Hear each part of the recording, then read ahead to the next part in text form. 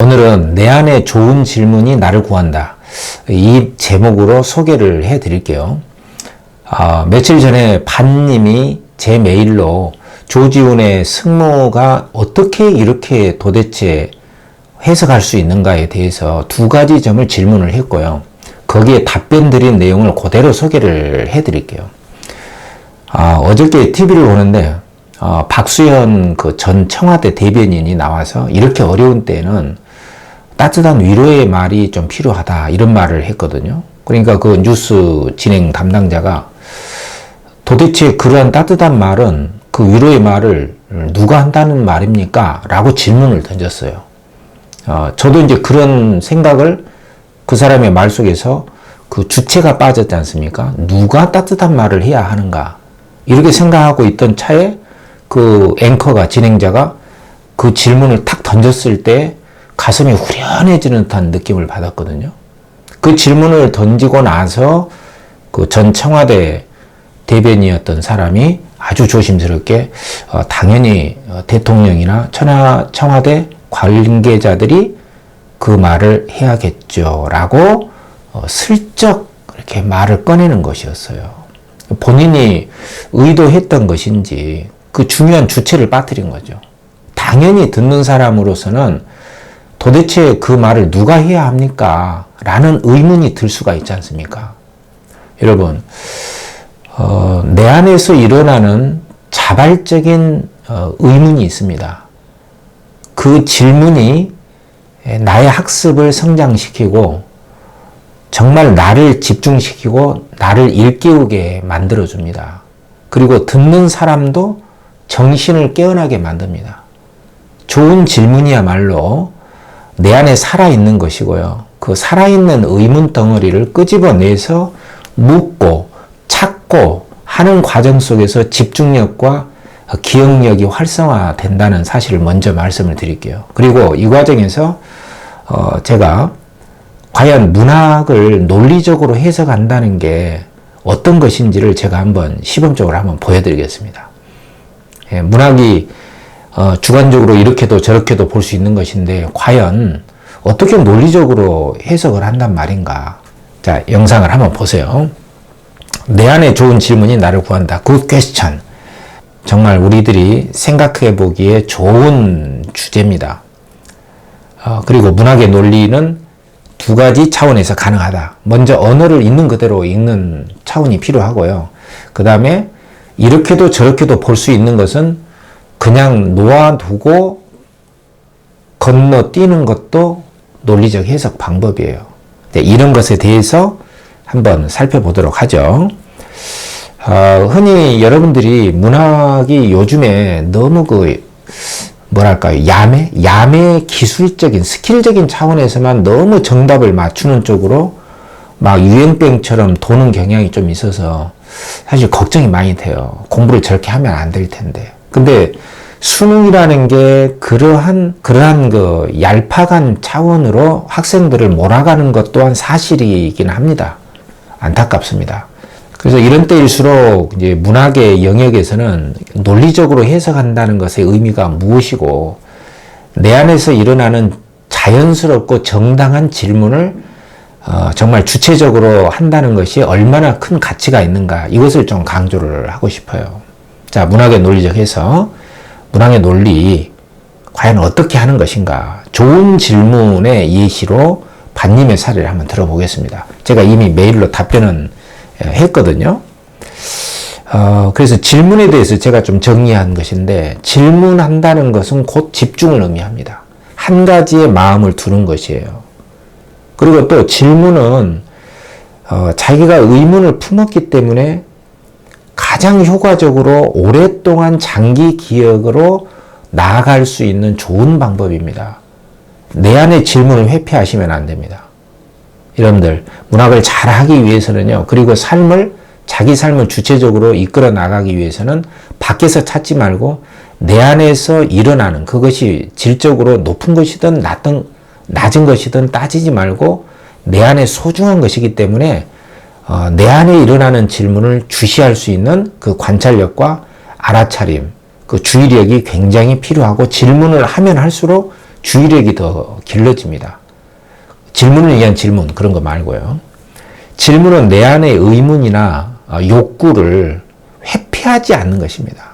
그렇기 때문에 나를 존중하고 나에 대한 알아차림을 강화시켜 주는 것이다.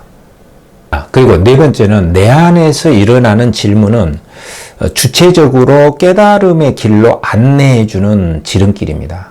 질문이 나를 깨달음으로 안내해 준다, 이런 뜻이죠.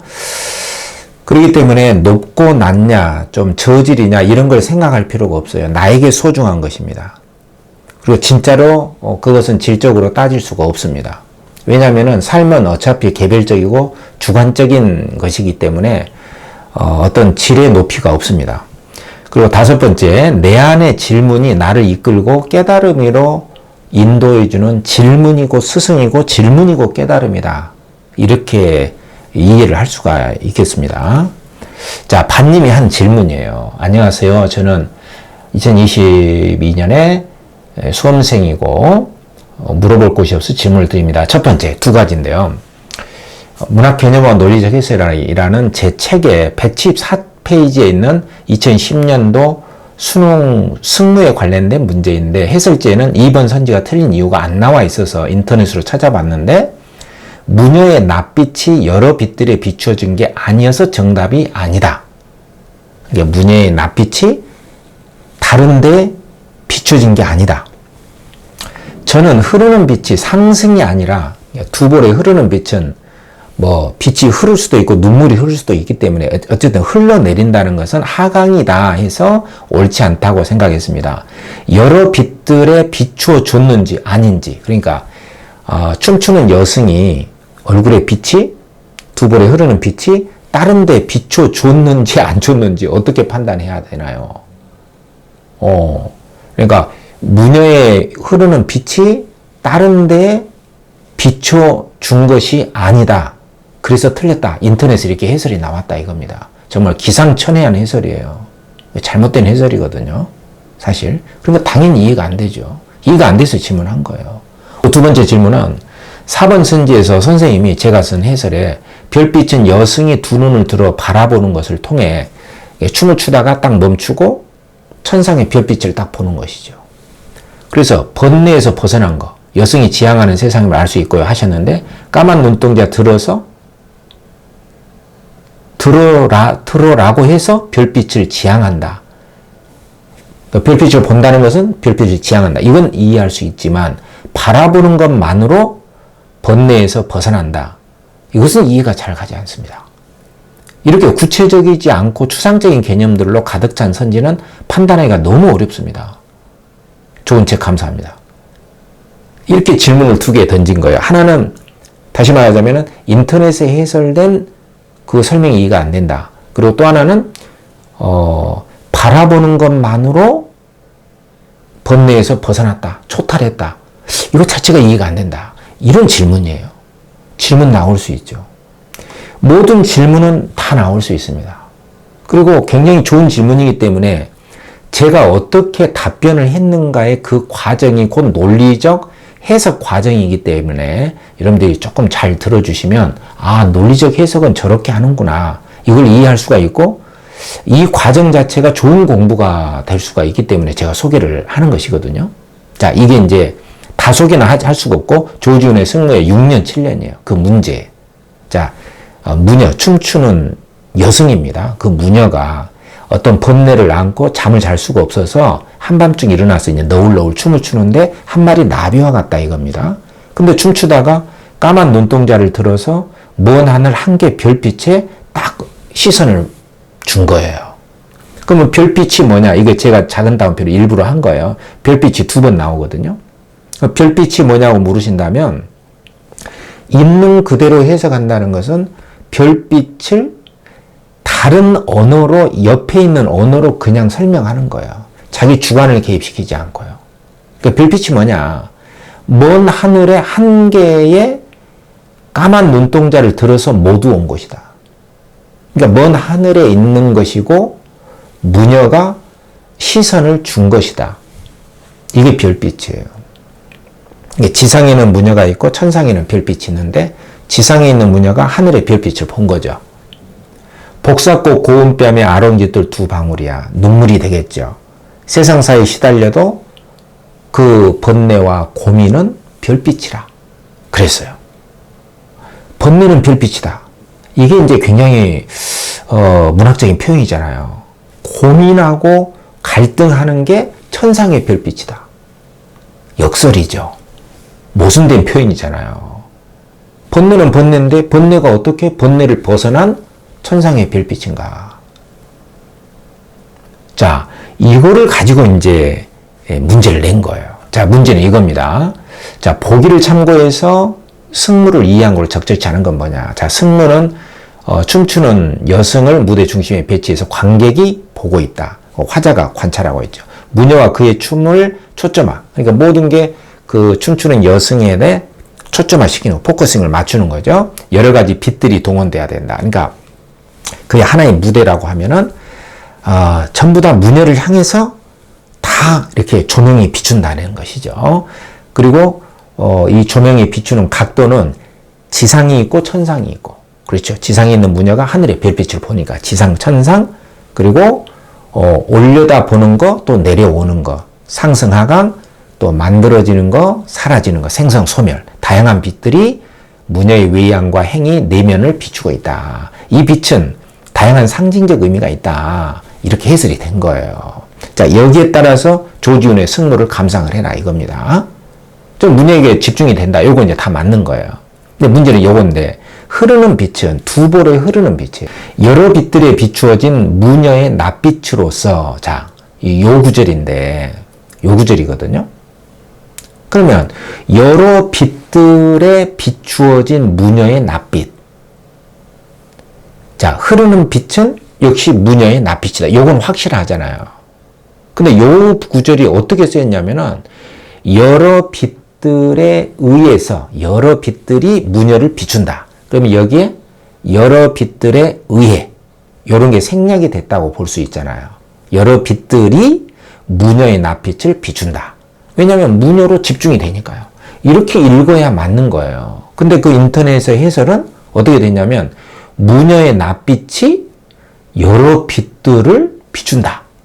그러니까 당연히 반님이 엄청난 혼란에 빠진 수밖에 없는 거죠. 근데 이렇게 이 구절을 해석을 할 때 여러 빛들에 의해 비추어진 무녀의 낯빛이냐, 아니면은 무녀의 낯빛이 여러 빛들을 비추는가? 요거는 한마디로 여러 빛들이 무녀의 낯빛을 비춘다고 봐야 돼요. 이 보기 내용상 볼 때요. 그러나 지금 그 인터넷에서 해설은 무녀의 낯빛이 여러 빛들을 비춘다. 이렇게 해석을 했다. 근데 이것은 중요한 게 아니에요, 사실은. 이 골격이 뭐냐면 흐르는 빛은 무녀의 얼굴에 비치는 빛이다. 이것만큼은 확실하잖아요. 그래서 이런 논란을 피해서 있는 그대로 흐르는 빛은 무녀의 낯빛이다. 일단 넘어가 줘야 됩니다. 이걸 가지고 시비를 걸면 안 되거든요. 문제는 이거죠. 흐르는 건데 어떻게 올라가냐 이거죠. 빗줄기는 내려오는 것인데 비가 올라가는 비는 없거든요. 흐른다는 것도 위에서 아래로 흐르는 거예요. 요게 틀린 거죠. 그래서 요게 이제 답인데, 그리고 녹아내린다, 기운다, 이건 소멸되는 것이잖아요. 없어지는 것. 쓰러지는 것은 없어지는 것이고 영원하지 않은 것이에요. 그것은 유한하다 라고 볼 수가 있고요. 그리고 이제 6년의 천상의 별빛은 바라보는 것이에요. 그것은 지상의 고뇌가 없는 것이거든요. 그렇기 때문에 번뇌에서 벗어난 초탈의 세계를 떠올리게 한다. 지상보다 훨씬 더 좋은 것, 승화의 의미로 이어지게 된다. 이런 건 괜찮단 말이에요. 그죠? 그 7년의 별빛은 번뇌는 별빛. 예, 여기 나왔듯이 복사꽃 고운밤에 아롱길도 두 방울 같은 것은 세상사에 시달려도 그 갈등과 고뇌는 이미 천상에 있는 별빛이다. 라는 이야기예요. 그러니까 천상에 있는 별빛을 바라보는 것만으로도 지상에 있는 고뇌는 사라진 것이나 다름없다. 이렇게 보는 것이죠. 그렇기 때문에 번뇌는 별빛, 이 별빛은 무녀의 눈과 연결돼서 무녀의 눈이 별빛을 보니까 그녀가 지향하는 세계와 내면 세계를 이어준다. 그녀가 지향하는 것은 고뇌가 없는 세계라고 볼 수가 있다. 이런 이야기죠. 오케이. 자, 이제 제가 답변한 내용이거든요. 자, 굿 퀘스천입니다. 이 질문은 문학의 논리에 따라 하나하나 풀어서 답변해 보겠습니다. 우선 선지에 나타난 언어의 의미를 있는 그대로 읽어야 합니다. 자, 그대로 한번 가보겠습니다. 이 문제는 보기를 통해서 여러 빛들이 등장하고 있고 무녀에게로 여러 빛들이 다 집중이 되고 있다는 뜻이에요. 무녀의 외양과 행의 내면 세계를 비추고 있음을 전제로 풀어나가야 합니다. 실제로 밤중에 춤추는 여성과 그녀의 춤에 포커스를 맞추기 위해 비어있는 이 무대에는 천상과 하늘과 땅 그리고 올라가는 것 내려오는 것 여기서 무녀는 올려다보고 위에서는 빛이 내려오죠. 별빛은 밑으로 내려오죠. 생성과 소멸의 속성을 지닌 다양한 빛들이 있다고 했어요. 복이 있다고 했습니다. 따라서 흐르는 빛이라는 것은 그대로 읽으면은 두 볼에 흐르는 것입니다. 흐르는 빛은 두 볼에 흐르는 것이에요. 있는 그대로 읽는 것이에요. 언어를 나와 있는 다른 언어로 그대로 읽는 것이잖아요. 그리고 여러 빛들에 의해서 비추어진 무녀의 낯빛이라는 말은 허용될 수가 있습니다. 그러니까 이 말을 의심할 필요가 없다는 뜻이에요. 오케이? 왜냐하면 무녀에게로 많은 빛들이 비추고 있기 때문에 무녀의 낯빛이 다른 것을 비출 필요가 없는 것입니다. 그래서 반님이 인터넷으로 찾아봤는데 무녀의 낯빛이 여러 빛들에 비추어진 게 아니어서 정답이 되지 않는다고 나와 있는데 예, 그건 틀리게 해석을 한 거죠. 무녀의 낯빛이 어떻게 여러 빛들을 비춥니까? 여러 빛들이 무녀의 낯빛을 비추는 거죠. 그래서 무녀의 낯빛이 여러 빛들에 비추어진 게 아니어서 정답이 되지 않는다고 나와 있습니다. 여러 빛들에 비추어 줬는지 아닌지를 어떻게 판단해야 하나요? 라고 했는데 무녀의 낯빛이 주변에 여러 빛들에 비추어 줬다고 출제자가 썼는지 무녀의 낯빛이 여러 빛들에 비춰졌냐 라고 출제자가 썼는지 아니면은 제가 해석한 대로 여러 빛들에 의해 여러 빛들이 무녀의 낯빛을 비췄다. 비추어진 무녀의 낯빛인지는 사실 귀신도 모릅니다. 말하자면 논증 불가능한 것이다 이거죠. 그것을 따질 필요가 없다는 것이에요. 근데 엄밀하게 말하면 틀린 겁니다. 정확하게 말하면 논증이 불필요한 대목이고 다만 핵심적인 것은 수식을 받는 피수식어인 무녀의 낯빛이라는 사실이에요. 그러니까 흐르는 빛은 그냥 무녀의 낯빛인 거죠. 이게 중요한 겁니다.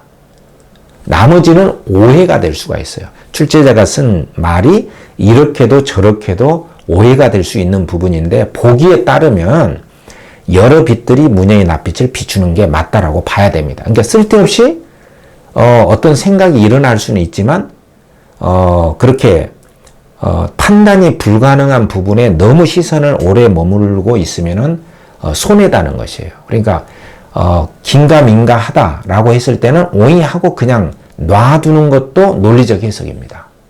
판단할 수가 없다는 거예요. 이 순간에. 그럼 엄밀하게 말하면 틀린 것입니다.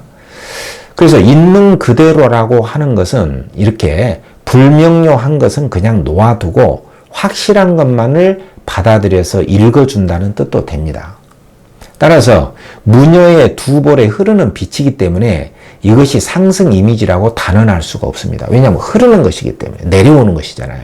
왜냐하면 무녀의 두 볼에 흐르는 빛이란 위에서나 아래에서 여러 가지 빛들이 무녀의 얼굴을 향해 초점화되고 비추는 것이기 때문이고요. 중요한 것은 두 볼에 흐르는 빛은 무녀가 흘리는 눈물일 수가 있기 때문에 보기에서도 이 빛은 다양한 상징적 의미를 전달한다고 했어요. 만약에 두 볼에 흐르는 눈물에 흘러내리는 눈물의 빛이라고 하면은 하강적 이미지라고 해야 됩니다. 이러한 빛의 상징적 해석의 여러 가지 가능성을 고려할 때 두 볼에 흐르는 빛을 상반된 의미의 상승적 이미지로 국한하여 판단할 수가 없기 때문에 이것은 틀린 것이다. 확실하게 틀린 것이 맞습니다. 그래서 답이에요. 틀려서 답이 있는 것이죠. 그 다음에 두 번째 질문. 6년의 별빛은 먼 하늘 한 개입니다. 이게 이제 있는 그대로 읽는 거예요. 먼 하늘 한 개 별빛. 그 별빛이 뭐냐? 먼 하늘에 있는 한 개. 그리고 무녀가 모두 온 거. 못 운다는 것은 무녀의 눈빛이 향하는 것. 그러니까 무녀가 바라보는 것이죠. 곧 그것을 지향하고 추구하는 대상이다. 이렇게 볼 수 있잖아요. 근데 이제 반님이 질문한 게 바라본다는 것만으로 번뇌에서 벗어난다고 할 수 있겠는가? 굉장히 좋은 질문입니다. 자, 이 문제는 제가 쓴 답변이에요. 결국 현실적인 가능성, 물리적으로 가능한 것인가? 바라본다고 해서 초탈인가? 초탈 쉽네.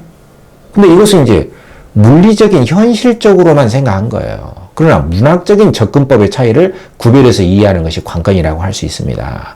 이 별빛은 7년에도 다시 한번 등장하는데 번뇌는 별빛이라는 구절이죠. 다시 말해 세상 속에서 시달리는 번민 갈등은 이제 천상의 별빛이 되었다는 거예요. 이 세상의 번뇌는 이제 사라지고 번뇌가 곧 별빛이 됐다는 것이에요.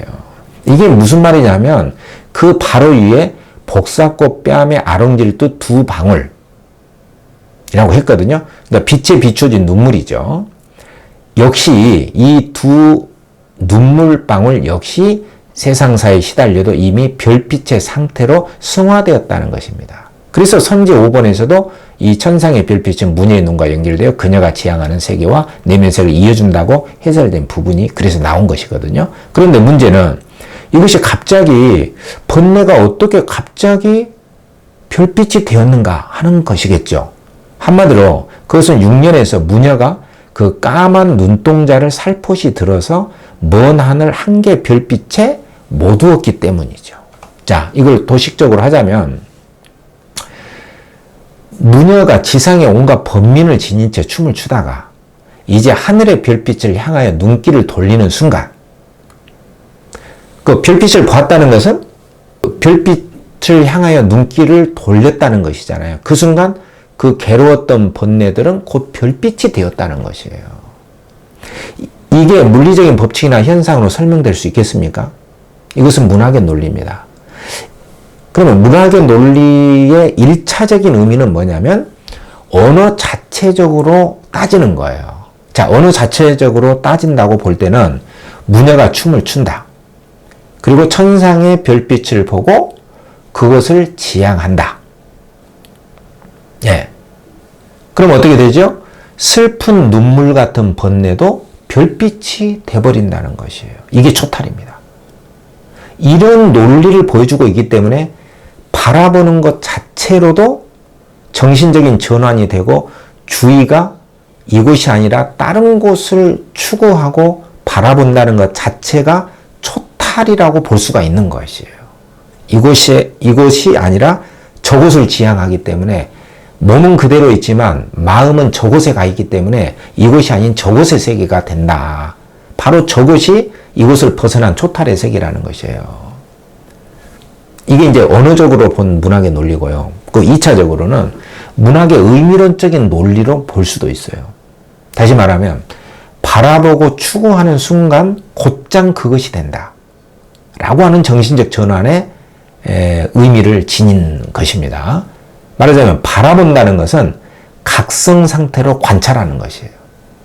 그러니까 내가 무엇을 바라보는가가 바로 나의 관심사를 반영하는 것이잖아요. 그러나 무녀는 지금 자기의 번뇌를 보는 게 아니라 바로 별빛을 보는 것이에요. 별빛을 보는 순간 무녀는 별빛이 되는 겁니다. 그렇기 때문에 초탈이 되는 것이에요. 기존의 무감각적인 의식의 흐름에서 이제 벗어남을 의미합니다. 그러니까 무엇을 보는가가 곧 그 사람이에요. 근데 무녀는 이것을 보는 것이 아니라 천상의 저것을 보기 때문에 이곳이 아니라 저곳에 이미 가 있습니다. 정신적으로. 이러한 문학적인 의미 맥락을 지니는 것입니다. 무녀의 외형은 몸은 그대로지만 정신적으로는 이곳에서 저곳을 추구하는 여성이 되었기 때문에 이미 관찰자가 돼서 기존의 심리 상태와 다른 상태로 벗어난 새로운 존재가 된 겁니다. 몸은 지상에 있지만 이미 번뇌를 벗어나 천상으로 초탈된 여성의 모습이 마지막 년에서 온갖 무거운 번뇌를 벗어난 나비와 같은 존재로 비유가 되고 있는 것이죠. 만약 이 시를 번뇌에 뒤덮여서 새로운 존재로 탄생하고 변신을 깨하고 싶은 독자들이 나도 한번 이곳이 아니라 다른 세계를 가고 싶다. 이런 마음을 지닌 독자들이 간절한 마음으로 읽는다면 번뇌의 땅인 이곳, 차 안의 세계죠. 이 언덕의 세계에서 번뇌에서 벗어난 저곳, 피안의 세계, 저 언덕의 세계입니다. 피안을 향하여 피안을 지향하라. 그러면 지향하는 순간 새로운 걸 찾아 나아갈 마음을 갖는 것만으로도 당신은 이미 새로운 존재로 승화될 것이다. 이러한 문학적 의미를 갖게 되는 것이죠. 예컨대 문학의 논리는 물리적으로 쉽게 가능하지 않은 어려운 문제를 내적 전신적인 차원으로 대응하고 해석하고 해결해 나갈 수 있다는 것을 보여주는 것입니다. 자, 여러분 간단하게 한번 살펴봤는데요. 언어 자체의 논리와 문학의 의미론적인 입장에서 답변을 드린 내용입니다. 자, 이걸 통해서요, 여러분들에게 좋은 질문은 내 안에서 일어나는 좋은 질문이 나를 구한다. 이런 말을 꼭 하고 싶고요. 다시 한번 질문은 깨어남을 의미합니다. 오랜 무감각적인 흐름에서 벗어나게 만들어줍니다. 우리의 의식 상태는 우리가 의식하지 않아도 저절로 전개가 돼요. 자동적으로 전개가 됩니다. 이걸 자동적 사고라고 하거든요. 일어나서 보고 생각하고. 자동적으로 이렇게 전개가 되기 때문에 그것은 거대한 강물처럼 우리의 의식이 전개가 됩니다. 근데 질문을 하고 다시 한번 생각을 해보면은 그 무감각하게 흘러가는 그 강물의 흐름에서 벗어나서 언덕에 올라와서 그 흐름을 관찰하게 됩니다. 그 순간 깨어나게 됩니다. 질문은 이렇게 깨어나게 만들어준다는 것이죠. 그 질문자 자신을 깨어나게 만들고 좋은 질문은 그 질문을 듣는 사람마저도 깨어나게 만듭니다. 질문이 우리를 구출하게 할 것이다. 그래서 학습에서는 질문이 그래서 중요한 것입니다. 또 오래도록 기억을 하게 만들어주기도 하고요. 왜냐하면 질문하는 순간 집중이 되고 집중은 기억으로 연결되기 때문이죠. 질문을 위한 질문, 이것은 중요하지 않고요. 남들이 하는 질문을 따라서 할 필요가 없고요. 내 안에서 일어나는 정말 궁금증을 끄집어내서 질문을 던지는 것 자체가 굉장히 좋은 학습이 되고 문학을 논리적으로 해석하는 첫걸음이 된다. 이런 말씀을 하고 싶습니다. 여러분들이 내 안에서 일어나는 자그마한 질문도 놓치지 마시고 질문을 해주세요. 그리고 그 질문이 여러분들을 구하고 다른 유사한 질문을 갖는 사람들도 깨어나게 만들 수가 있습니다. 질문하는데 주저하지 마십시오. 그리고 질문을 더욱더 많이 하려고 노력을 하세요. 그러면 훨씬 학습이 성장하는 그 기쁨을 누릴 수가 있다. 이 말씀을 드리면서 오늘 여기까지만 하겠습니다.